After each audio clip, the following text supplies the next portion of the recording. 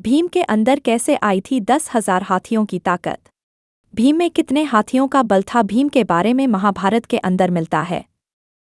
इसके अनुसार वह पांडवों के अंदर दूसरे स्थान पर थे। इसके बारे में आपको पता होना चाहिए। और वे पवनदेव के वरदान स्वरूप कुंती से उत्पन्न हुए थे। और वे बल के अंदर सबसे अच्छे थे।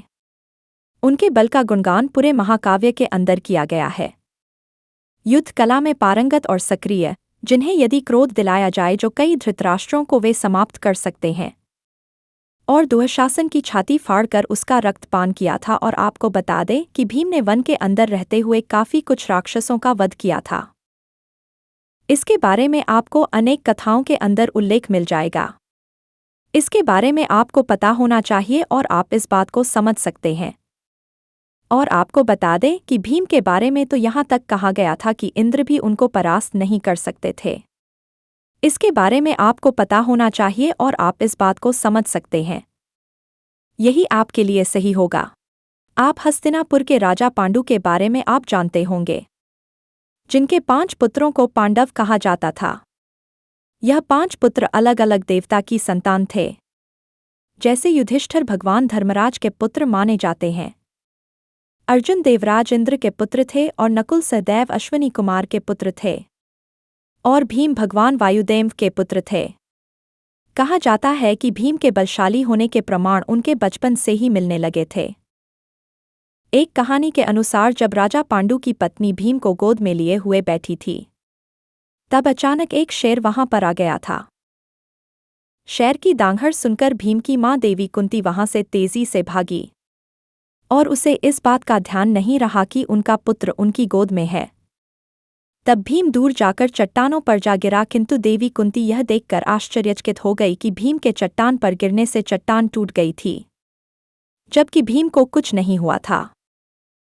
एक कहानी के अनुसार राजा पांडु ने किंदव तपस्वी और उनकी पत्नी को शिकार खलेते समय तब मार दिया था, जब वे दोनों आपस में हिरण के वेश में संभोग कर रहे थे। जब राजा पांडु का बाण उनको लगा तो वे अपने असली रूप में आ गए और राजा पांडु को श्राप दिया था कि उसकी मौत भी प्रेम क्रीड़ा करते वक्त हो जाएगी। इसी वजह से राजा पांडु अपना राज्य अपने अंधे भाई धृतराष्ट्र को देकर वन के अंदर अपनी दोनों पत्नी के साथ चले आए थे। फिर एक दिन उनके मन में काम भाव जाग उठा और अपनी पत्नी मातरी के साथ उन्होंने सहवास किया। तब किंदव तपस्वी के एक श्राप की वजह से उनकी मौत हो गई थी। मातरी अपने पति के साथ सती हो गई थी और कुंती अपने 5 पुत्रों को लेकर वहां से वापस घर आ गई थी। हस्तिनापुर के अंदर सभी कौरव और पांडव भाई एक साथ ही खेलते थे, किंतु भीम कौरवों को बहुत मारा करते थे। इसी वजह से एक दिन दुर्योधन ने उनके खाने में जहर मिला दिया।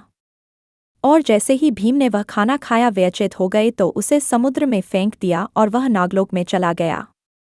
वहां पर कई सांपों ने उसको डसना शुरू कर दिया।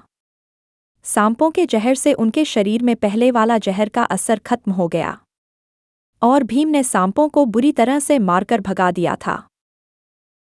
तब सारे नागों ने यह बात नागरा वासुकी को बताई। तब नागराज वासुकी अपने साथियों के साथ वहां आया। तब उनके एक साथी नाग ने भीम को पहचाना और उसे 10,000 हाथियों की ताकत दी थी। इस प्रकार भीम के अंदर 10,000 हाथियों की ताकत आई थी। बकासुर का वध भीम ने ही किया था। बकासुर के बारे में उल्लेख महाभारत के अंदर मिलता है। इसके बारे में आपको पता होना चाहिए और आप इस बात को समझ सकते हैं। एक चक्रनगिरी के शहर में एक छोटा सा गांव उत्तर प्रदेश के जिले प्रतापगढ़ शहर के दक्षिण में स्थित द्वैतवन में रहता था। दीहनगर जिला प्रतापगढ़ के दक्षिण और इलाहाबाद जिला ले उत्तर में बकुलाही नदी के तट पर बसा है और वर्तमान में इस जगह को ऊंचडी धाम के नाम से जाना जाता है। और कहा जाता है कि भीम ने ही यहाँ पर राक्षस का वध किया था। इसके बारे में आपको पता होना चाहिए। जब महाभारत काल में पांडव पुत्र युधिष्ठिर, भीम, अर्जुन, नकुल, सहदेव तथा उनकी माता अज्ञातवास में थे और वे एक बार भटकते भटकते एक गांव के अंदर पहुंच गए और वहां पर एक बकासुर नामक राक्षस रहता था। कहा जाता है कि उसके आतंक से पूरे गांव वाले काफी अधिक परेशान थे और उसके बाद गांव वालों ने यह तय किया कि वे हर रोज एक इंसान को गांव के अंदर से बकासुर के भोजन के लिए भेजेंगे। और उसके बाद यही सब तय हुआ। जिससे कि बकासुर गांव से किसी को उठाकर नहीं लेकर जाता था। जब भीम की बारी आई तो भीम ने उस राक्षस के संकट से गांव वालों को मुक्त करवाने की ठानी और अकेले ही गुफा के अंदर चला गया।